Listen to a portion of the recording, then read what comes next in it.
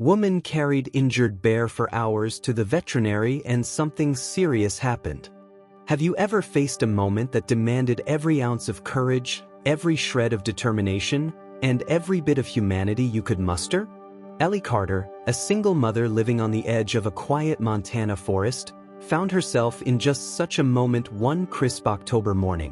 What began as a peaceful hike with her son turned into an extraordinary tale of survival, hope, and a connection between human and beast that defied all logic. Ellie wasn't prepared for what she found that day. A massive black bear, gravely injured, bleeding into the dirt, and staring at her with eyes that spoke of desperation and pain. Most people would have run.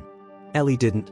What she did instead would change her life forever, and the events that followed would captivate the entire country. Chapter 1. The decision that changed everything. Ellie's boots crunched against the forest floor as she adjusted her son Jake's backpack.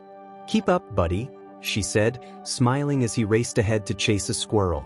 At 9 years old, Jake was fearless, a trait Ellie both admired and feared. Their weekend hikes were a ritual, a way to escape the stresses of her demanding job as a waitress and to create memories she hoped Jake would carry forever. The forest was their sanctuary, a place of peace. Until that morning. The sound came first, a low guttural growl that stopped Ellie in her tracks. Jake froze, his wide eyes meeting hers. "What was that?" he whispered. Ellie held up a hand, signaling him to stay put, and listened.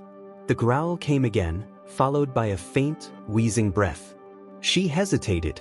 Every instinct told her to turn around and leave, but something about the sound pulled her forward. She found the bear lying against a tree, its massive body heaving with labored breaths.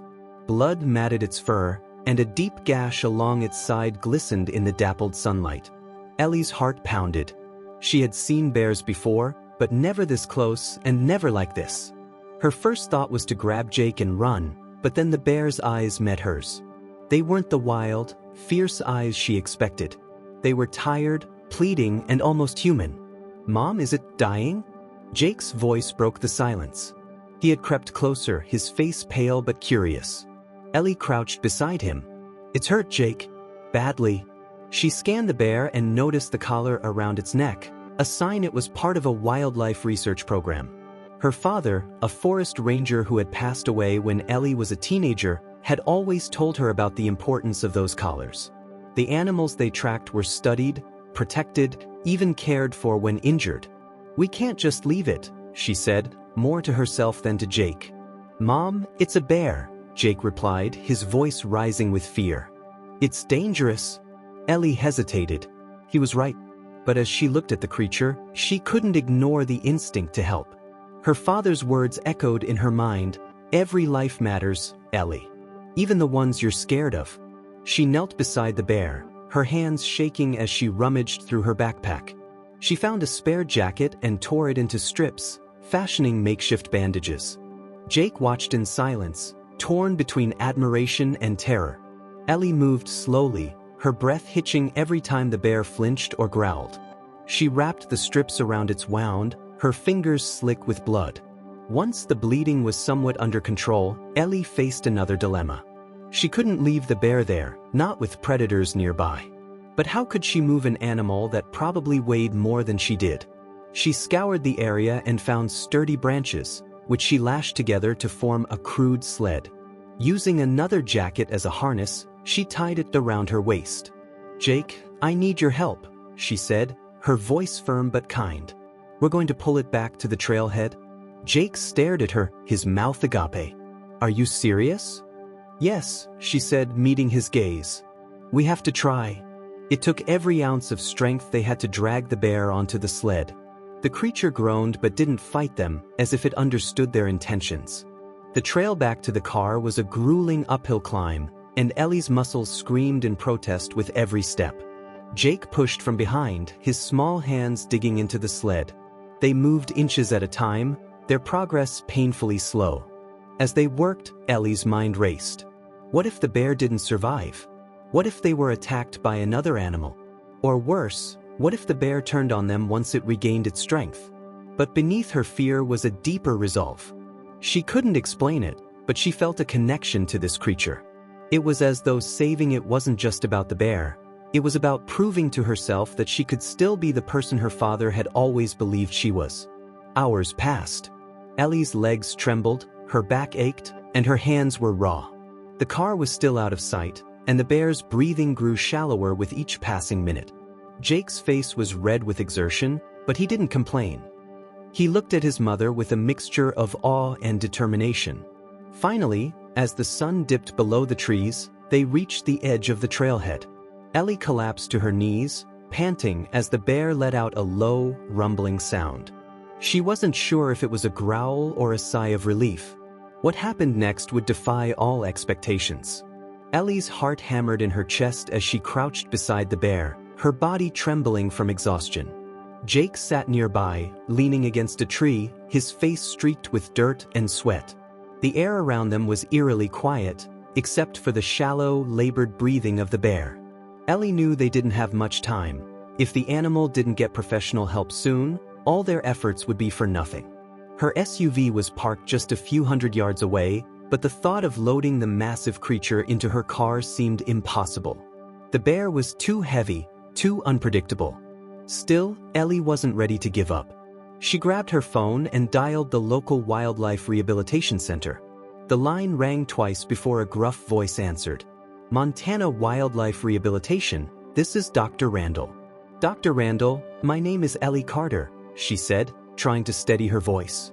"I'm at the Ridgewood Trailhead. I've found a wounded bear. It's collared, part of a research program, I think. It's in bad shape. I've managed to get it to the trailhead, but I need help." There was a pause on the other end of the line, then a sharp intake of breath. "You moved a bear?" Dr. Randall sounded incredulous. "Ma'am, that's incredibly dangerous." "I know," Ellie said quickly, "but it was dying. I couldn't just leave it." The doctor sighed. "All right, stay where you are. I'll send a team, but it'll take time to get there. Keep your distance and don't do anything else." "Understood." "Understood," Ellie said, though she couldn't help glancing at the bear, its massive body heaving with each strained breath. She ended the call and looked at Jake, who was sipping water from his bottle. "What did they say?" he asked. "They're sending help," Ellie replied, forcing a reassuring smile. "It'll be okay." But as the minutes turned into an hour, Ellie's anxiety grew. The bear's breathing became more erratic, its eyes fluttering shut. She checked her phone repeatedly, but there was still no sign of the rescue team. The sun was setting, casting long shadows over the forest, and the temperature was beginning to drop. "Mom," Jake said suddenly, his voice tinged with worry. "Do you think it's going to die?" Ellie hesitated. She didn't want to lie to him, but the truth was too harsh. "We're doing everything we can," she said softly. "Sometimes that's all you can do." Just then, the sound of tires crunching on gravel broke the silence. Ellie's head snapped up, and she saw a large truck pulling into the trailhead. 2 men and a woman jumped out, their movements quick and efficient. Dr. Randall, a burly man with a weathered face, led the team. "Where's the bear?" he asked, scanning the area. Ellie pointed to the makeshift sled. "Over there. It's been losing a lot of blood." Dr. Randall crouched beside the bear, his face grim as he assessed its injuries. "You weren't kidding. This is bad." He motioned to his team, who brought over a stretcher and medical supplies. Working swiftly, they sedated the bear and started cleaning its wounds. Ellie watched, her hands clasped tightly together. Jake stood beside her, his eyes wide with curiosity. "Is it going to be okay?" he asked. Dr. Randall glanced up. "It's hard to say. The wounds are deep, and it's lost a lot of blood. But you gave it a fighting chance by bringing it here. Most people would have just walked away." Ellie felt a wave of relief and pride wash over her. She squeezed Jake's shoulder, grateful for his help and bravery. "Thank you," she said to the doctor. "For coming." Dr. Randall nodded. "You did something remarkable. But I have to ask, why? Most people wouldn't risk their lives for a bear." Ellie hesitated, unsure how to put her feelings into words. I just couldn't ignore it. My dad was a forest ranger, and he always taught me to respect and protect nature. It felt like the right thing to do." Dr. Randall studied her for a moment, then gave a small nod of approval. Well, the world could use more people like you. As the team loaded the bear into the truck, Ellie felt a sense of closure. She had done everything she could. But as she and Jake climbed into their car, ready to head home, Dr. Randall called out. "Wait." Ellie turned, her heart skipping a beat. "What is it?" Dr. Randall approached, a strange look on his face. "That collar on the bear. It's not just any tracking device. This bear was part of a special project. I'll need to check the records, but if it's who I think it is, you might have just saved one of the most important animals in the state." Ellie's eyes widened. "What do you mean?" Dr. Randall hesitated, then said, "I'll explain more once I'm sure. But let's just say this bear might be a lot more than what it seems." Ellie nodded, her mind racing with questions. As she drove home, Jake fell asleep in the back seat, exhausted from the day's events. But Ellie couldn't stop thinking about what Dr. Randall had said. She had a feeling this was only the beginning of something much bigger than she could have imagined. The evening air was heavy with silence as Ellie pulled into the driveway of their modest home on the outskirts of town. Jake was still sound asleep in the back seat, his small face streaked with dirt but peaceful in slumber. Ellie sat in the driver's seat for a moment, her fingers resting lightly on the steering wheel as her mind replayed the day's events. Dr. Randall's cryptic words echoed in her ears. "You might have just saved one of the most important animals in the state." She couldn't shake the feeling that she had stumbled into something far bigger than she'd anticipated. But what could a single bear mean to an entire state? And why had the doctor seemed so hesitant to explain? Ellie gently shook Jake awake. "Come on, buddy. Let's get you inside." Jake groaned but obediently climbed out of the car, dragging his feet up the porch steps. Ellie followed, her body aching from the strain of hauling the massive bear for hours. She locked the door behind them, grateful for the warmth and safety of their home. After tucking Jake into bed, Ellie made herself a cup of tea and sat at the kitchen table. She pulled out her laptop and opened a search engine, typing "Int Montana Bear Research Projects." The results were overwhelming: articles, studies, and reports on wildlife conservation, but nothing that seemed immediately connected to the bear she had saved. She sipped her tea and clicked on a link about collared bears in the region. Most were part of standard tracking programs, but one name caught her eye: Project Guardian. It was described as a groundbreaking initiative focused on protecting a small population of genetically unique black bears thought to have extraordinary resilience to environmental changes. Ellie's pulse quickened. Could the bear she saved be part of this project? If so, what made it so special? The sound of her phone buzzing snapped her out of her thoughts. She grabbed it, seeing an unknown number on the screen. "Hello. Ellie, it's Dr. Randall." His voice was calm but carried a note of urgency. "Dr. Randall," she said, sitting up straighter. "Did you find out more about the bear?" "Yes," he said, his tone growing serious. "The bear you rescued is indeed part of Project Guardian. We've nicknamed him Ash because of the unique streak of gray fur along his back. He's not just any bear. Ash is the cornerstone of our research. His genetic markers are incredibly rare, and he's shown an unusual ability to adapt to climate stressors that other bears can't survive." Ellie's breath caught. "Why is that so important?" "Because Ash might hold the key to understanding how wildlife can adapt to a rapidly changing environment," Dr. Randall explained. "If we can study him and learn from his biology, it could revolutionize conservation efforts, not just for bears, but for countless species." Ellie's mind reeled. She had known saving the bear was the right thing to do, but she hadn't realized just how much was at stake. "How is he doing?" she asked. "He's stable for now," Dr. Randall said. "But his injuries are severe, and there's still a chance he might not make it. We're doing everything we can." Ellie felt a pang of guilt. "Is there anything I can do to help?" There was a pause on the other end of the line. "Actually, yes," Dr. Randall said. "We're holding a town meeting tomorrow to discuss Project Guardian and its significance. Given your role in saving Ash, it would be powerful if you could share your story. People need to understand why this work matters." Ellie hesitated. She wasn't used to being in the spotlight, but if it could help the bear and the project, she knew she couldn't say no. "All right," she said. "I'll be there." The next morning, Ellie drove to the town hall, Jake in tow. The small building was packed with people, a mix of locals and conservationists. Dr. Randall stood at the front, addressing the crowd. "Thank you all for coming," he said. "We're here to discuss the future of Project Guardian and what it means for Montana's wildlife. But first, I'd like to introduce someone who played a crucial role in saving one of our most important subjects, Ellie Carter." Ellie's heart pounded as she walked to the front of the room. Jake gave her an encouraging smile, and she drew strength from his confidence. Standing before the crowd, Ellie recounted the story of how she found Ash, how she and Jake had struggled to save him, and how she had felt compelled to act despite the risks. As she spoke, she noticed the way the audience leaned in, their faces filled with awe and admiration. When she finished, the room erupted in applause. Dr. Randall stepped forward and placed a hand on her shoulder. "Thank you, Ellie. Your courage reminds us all why this work is so important." After the meeting, Ellie was approached by several people who wanted to thank her, ask questions, and even offer their support for the project. She felt a deep sense of fulfillment, knowing she had made a difference. But as she drove home that evening, she couldn't shake the feeling that this was only the beginning.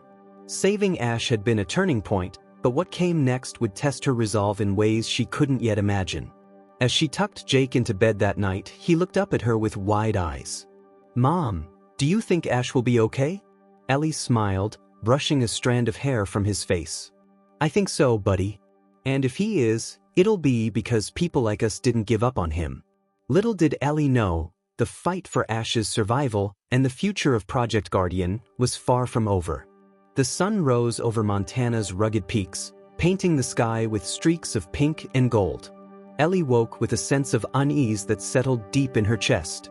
She had barely slept after the town meeting. Though the crowd had been supportive, Dr. Randall's description of the challenges facing Project Guardian had weighed heavily on her mind. Funding was precarious, public awareness was minimal, and there was growing opposition from groups who saw the program as a waste of resources. As she sipped her coffee, Ellie stared out the window, the forest beyond her backyard swaying gently in the morning breeze.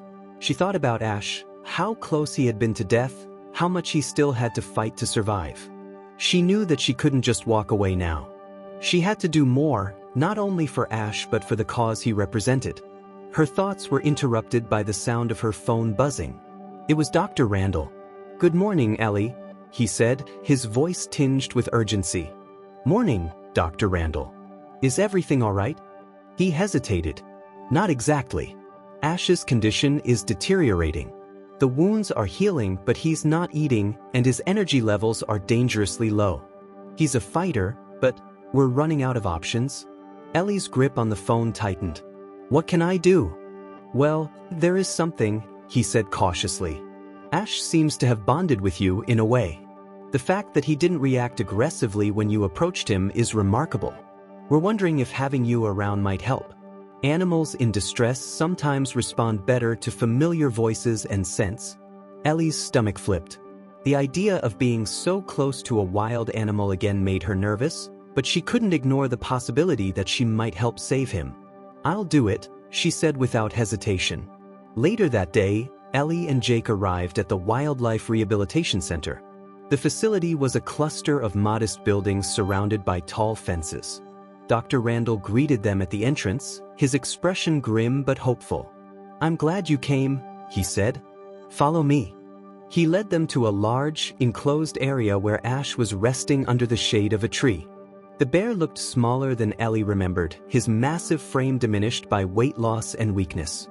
His once bright eyes were dull, and his breathing was shallow. Ellie felt a lump rise in her throat. "He doesn't look good," she said softly. "He's holding on, but barely," Dr. Randall admitted. "Let's see if your presence makes a difference." Ellie stepped closer to the enclosure, her movements slow and deliberate. She crouched near the fence, her heart pounding as she spoke in a soothing tone. "Hey, it's me, Ellie. Remember me?" The bear's ears twitched, and for a brief moment his eyes flickered in her direction. Ellie's breath caught. She continued talking, her voice steady despite the whirlwind of emotions inside her. "It's okay, big guy. You're safe now. We're all rooting for you." Jake stood nearby, watching with a mix of fear and fascination. "He's listening to you," he whispered. Ellie smiled, though her heart ached. Yeah, I think he is. Over the next hour, she stayed by the enclosure, speaking to Ash and watching for any signs of improvement. Slowly, he began to respond. His breathing steadied, and he shifted his massive body to face her. Dr. Randall observed from a distance, his expression a mixture of relief and amazement. I think you're onto something, Ellie, he said. He's more alert than he's been in days. That evening, back at home, Ellie felt a glimmer of hope for the first time in weeks. But her relief was short-lived. A news report on the television caught her attention. Controversy surrounds Project Guardian as local groups demand its shutdown. Critics argue that resources are being wasted on a single bear, while pressing community issues remain unaddressed. Ellie's stomach churned as she listened to the arguments against the project. She couldn't believe how easily people dismissed the importance of conservation. This isn't just about one bear, she muttered to herself. The next morning, Ellie returned to the rehab center, determined to do more. Dr. Randall greeted her with a tired smile. You're becoming a regular here, he said. I can't just sit at home, she replied. What's the plan if Ash starts to recover? Dr. Randall sighed. If he pulls through, the goal is to release him back into the wild. But that's a long way off, and there's no guarantee we'll have the resources to keep the program running. Ellie's jaw tightened. There has to be something we can do to get more support. Dr. Randall nodded.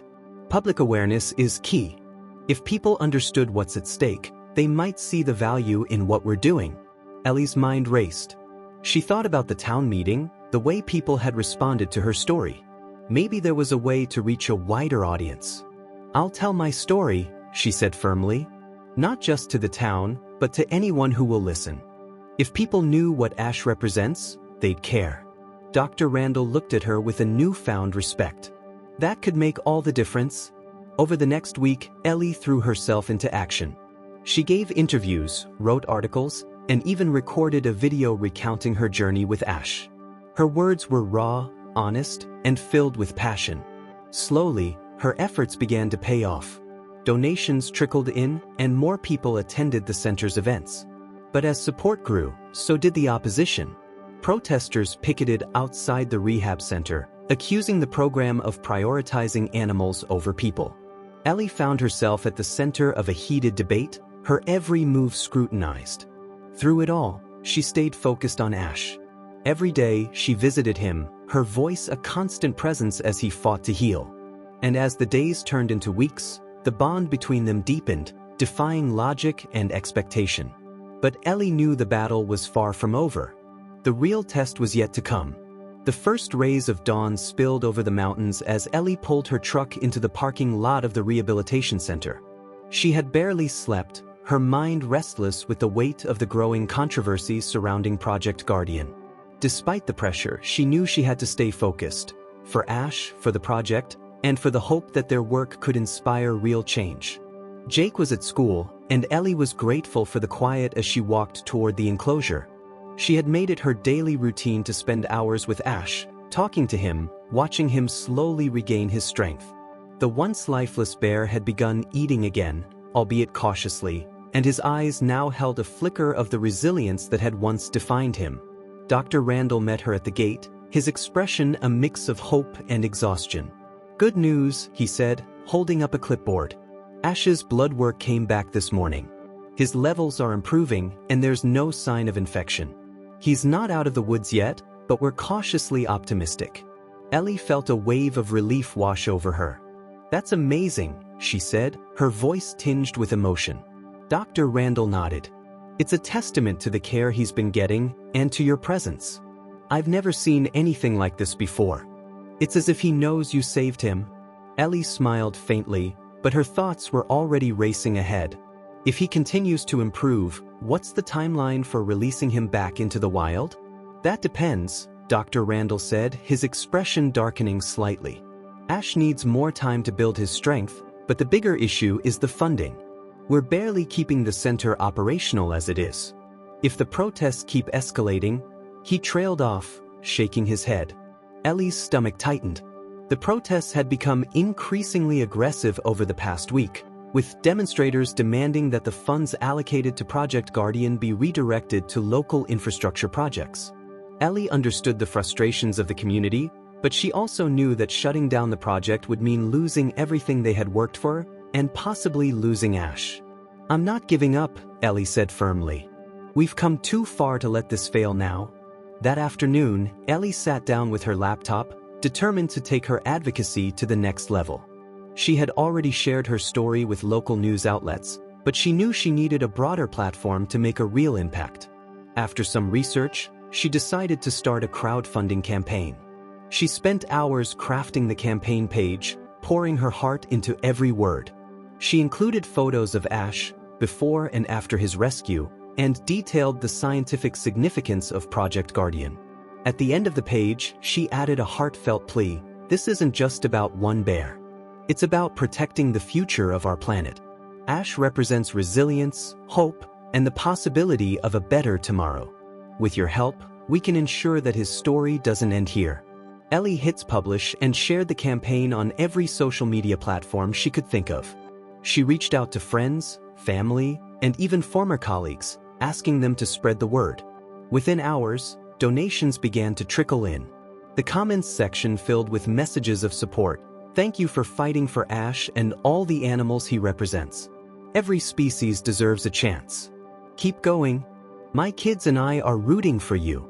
Ellie felt a spark of hope, but she knew the road ahead was still uncertain. The next morning, Ellie arrived at the rehabilitation center to find a group of protesters gathered outside the gates. They held signs with slogans like "People First" and "Stop Wasting Tax Dollars." The tension in the air was palpable. Ellie took a deep breath and stepped out of her truck. A middle-aged man with a weathered face and a baseball cap approached her. "Are you Ellie Carter?" he asked, his tone sharp. "Yes," she replied, standing her ground. "You're the one who started that campaign," he said, his eyes narrowing. "You think saving one bear is more important than fixing our roads or funding our schools?" Ellie met his gaze, her voice steady. "I don't think it's a choice between one or the other. We can care about our communities and our environment. Saving Ash is about more than just one bear. It's about the future we're leaving for our kids." The man scoffed, but Ellie noticed a flicker of uncertainty in his expression. She pressed on. "I understand your frustrations. I'm a single mom, and I've faced plenty of struggles. But if we don't fight for our planet now, what kind of world will we have left?" The man said nothing, but he didn't argue further. Ellie turned and walked through the gates, her heart pounding. Inside, Dr. Randall greeted her with surprising news. "Ellie, you need to see this," he said, gesturing to a laptop. On the screen was an article from a national news outlet featuring Ellie's story and the crowdfunding campaign. The headline read, "Single Mom Risks Everything to Save Endangered Bear and Inspires a Movement." Ellie's jaw dropped. "How did this happen?" "Your campaign went viral," Dr. Randall said with a grin. "Donations are pouring in, and people from all over the country are rallying behind Project Guardian." Ellie felt a surge of emotion, relief, gratitude, and disbelief all at once. "Does this mean we'll have the resources to keep going?" "It's a start," Dr. Randall said. "But we're not out of the woods yet. The opposition won't back down easily." Ellie nodded, her resolve strengthening. She had come this far, and she wasn't about to stop now. As she walked to Ash's enclosure, she felt a deep sense of connection to the bear. He had fought for his survival, and now, she was fighting for his future. But even as she stood by the fence, watching Ash rest under the shade of a tree, she couldn't shake the feeling that the fight was far from over, and that the next challenge would test her in ways she couldn't yet imagine. The days that followed felt like a whirlwind. Where are you watching this video from? Comment here, we want to know. Don't forget to like and subscribe to the channel. Let's go to history.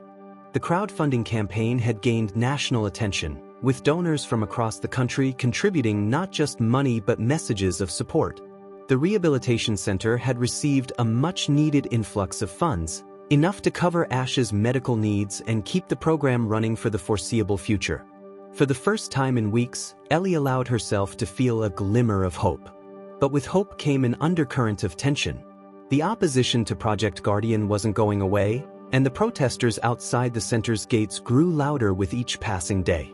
Their anger was fueled by local media outlets that questioned the allocation of resources and painted Ellie as an idealist who was out of touch with the community's struggles. Ellie tried to tune out the negativity, focusing instead on her daily visits with Ash. Each time she approached his enclosure, she was struck by his progress. His coat had regained its luster, and his movements were more confident. There was a strength in his gaze that hadn't been there before, a reminder of why she was fighting so hard. But even as Ash grew stronger, Ellie couldn't shake the feeling that the storm brewing outside the gates would soon reach a breaking point. One afternoon, as Ellie sat by Ash's enclosure, Jake arrived after school, his backpack slung over one shoulder. "Hey, Mom," he called, his voice cheerful despite the tension that had become a constant backdrop in their lives. Ellie turned and smiled. "Hey, buddy. How was school?" "It was good," Jake said, sitting beside her. "Some kids were talking about the news. They said you're famous." Ellie laughed softly. "I don't know about famous, but people are definitely paying attention." Jake's face grew serious. "Some of the kids were saying mean stuff, though. They said you care more about animals than people." Ellie's heart ached at his words. She placed a hand on his shoulder. "Jake, what we're doing here is important. It's not about choosing between animals and people, it's about finding a way to take care of both. Not everyone will understand that, but we have to stay strong." Jake nodded, but Ellie could see the uncertainty in his eyes. The next morning, Ellie woke to the sound of her phone buzzing incessantly. She groggily reached for it, only to find a flood of messages and missed calls.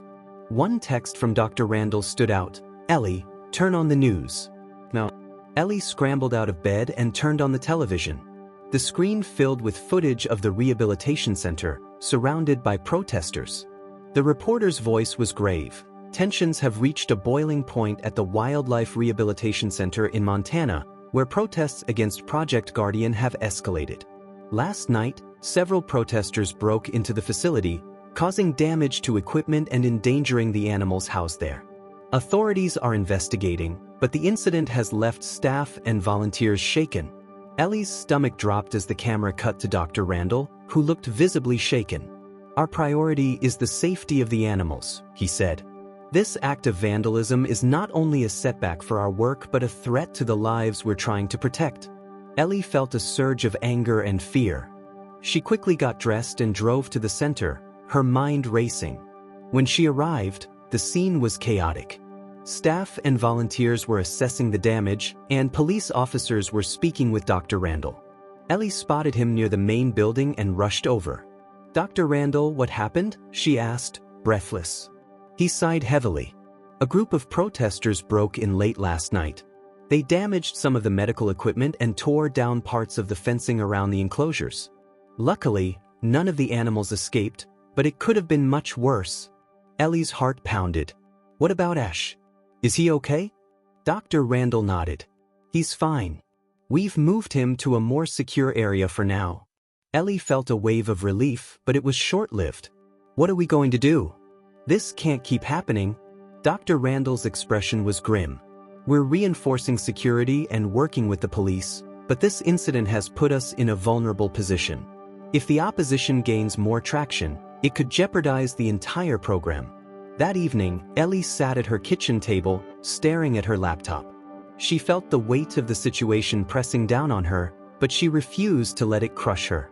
She began drafting a statement to share on social media, determined to rally more support for Project Guardian. "Last night, our work was attacked. But we will not be silenced. Project Guardian is about more than saving one bear. It's about protecting our shared future.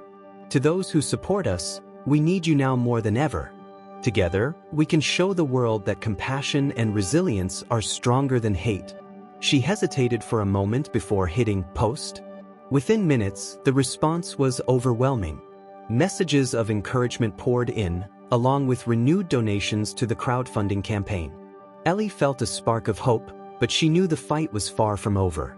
The next day, Ellie returned to the center, where Dr. Randall was waiting with surprising news.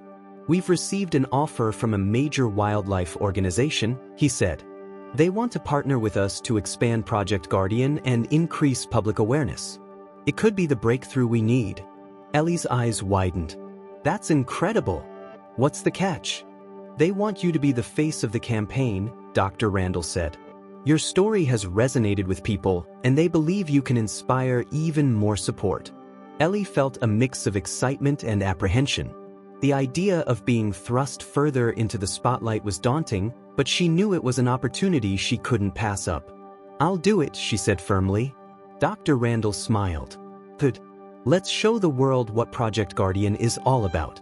As Ellie walked to Ash's enclosure that afternoon, she felt a renewed sense of purpose. The road ahead would be challenging, but she was ready to face it. Little did she know, the next chapter of her journey would bring challenges and revelations she could never have anticipated. Ellie's decision to partner with the wildlife organization brought immediate results. Within days, a team of specialists arrived at the rehabilitation center, assessing the damage from the vandalism and offering resources to fortify the facility. Media coverage of the partnership further bolstered the center's reputation, painting it as a beacon of hope in an increasingly polarized debate. Ash had become a symbol for more than just survival. He was now a rallying cry for conservationists nationwide. Donations continued to pour in, and Ellie found herself in the unfamiliar role of spokesperson, giving interviews and sharing her journey. Despite the newfound momentum, the opposition remained vocal.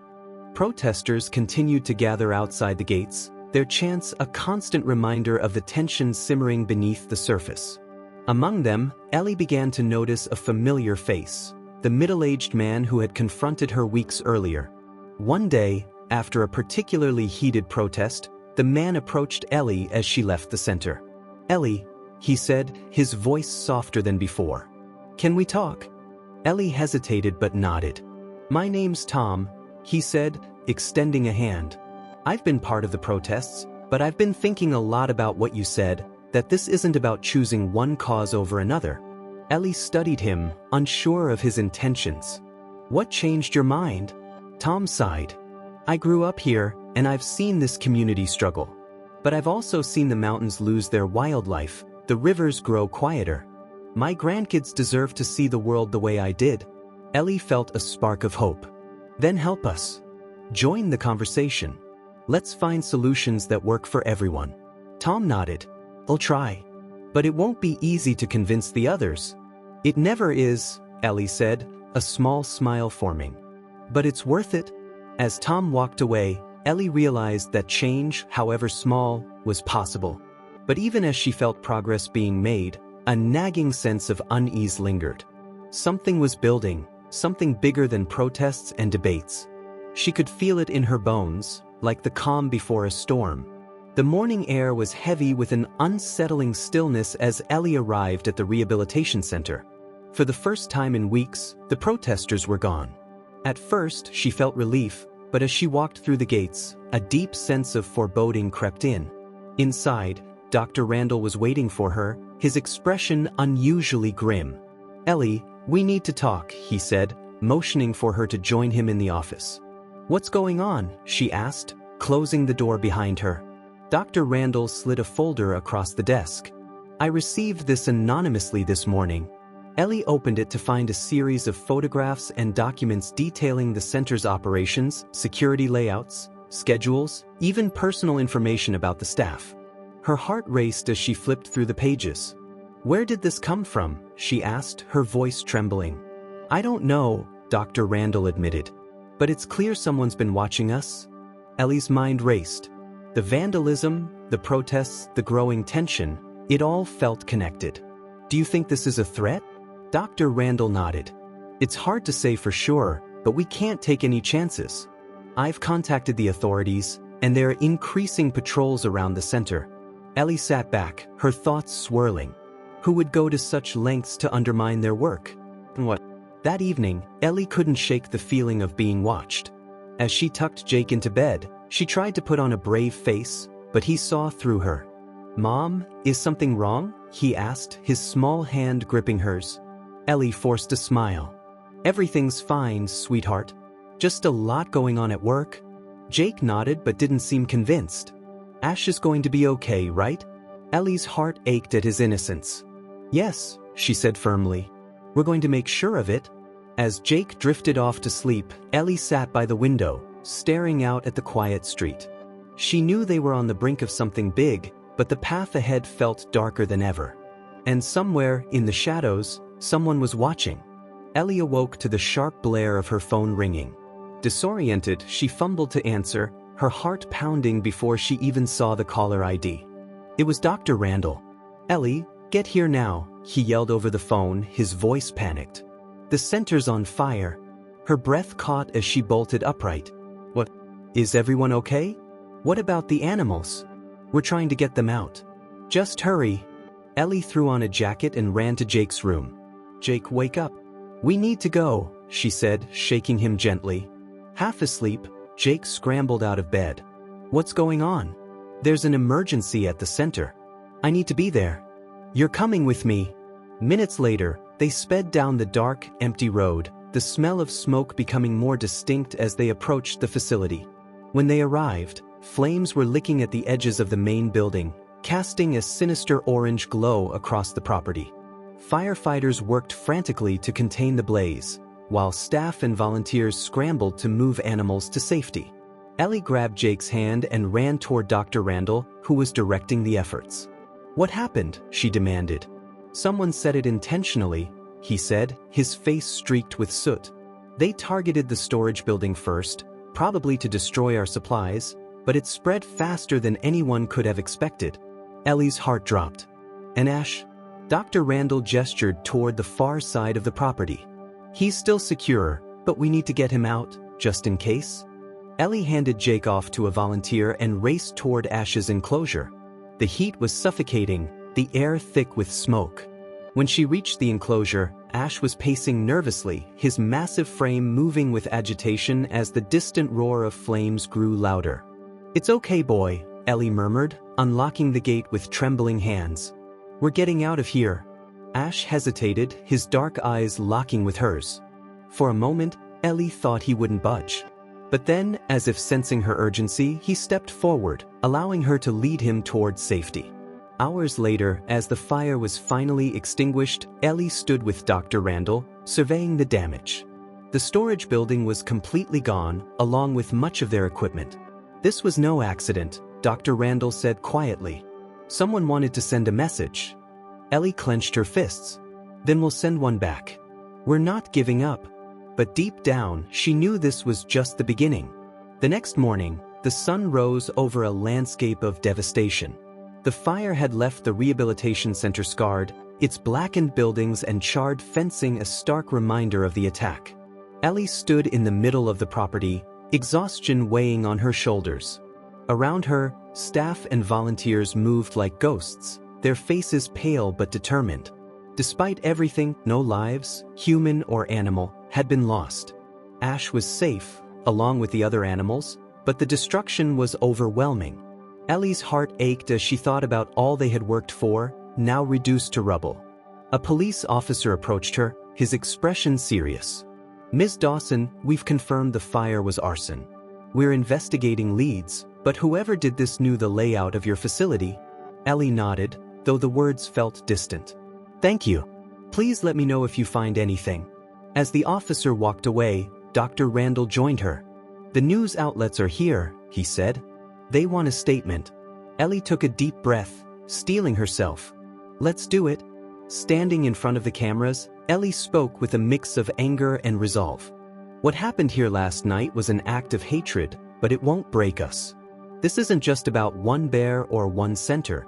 It's about fighting for a world where compassion triumphs over destruction. We will rebuild, stronger than ever, because the work we're doing matters."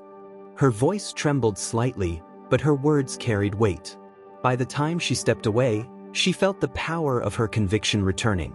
In the days that followed, something extraordinary happened. The fire, intended to intimidate them, sparked an outpouring of support from across the country. Donations surged, messages of encouragement flooded their inboxes, and volunteers arrived from neighboring states to help with the rebuilding. Tom, the protester who had approached Ellie weeks earlier, showed up with a group of locals. "We're here to help," he said simply. Ellie was stunned. "You don't have to do this." "Yes, we do," Tom replied. You showed us that this isn't about choosing sides. It's about working together. Weeks turned into months, and the center rose from the ashes, transformed. Ash's recovery became a symbol of resilience, inspiring a nationwide movement to protect wildlife and bridge the gap between conservationists and communities. Ellie stood by Ash's enclosure one quiet evening, watching him move with newfound strength. For the first time in a long while, she felt at peace. "We did it, boy," she whispered. "We're still here." And as Ash turned his gaze to hers, Ellie knew this was only the beginning of something much bigger. If you've made it this far, comment, desert, like, share, this will help us a lot. Subscribe so you don't miss the next videos.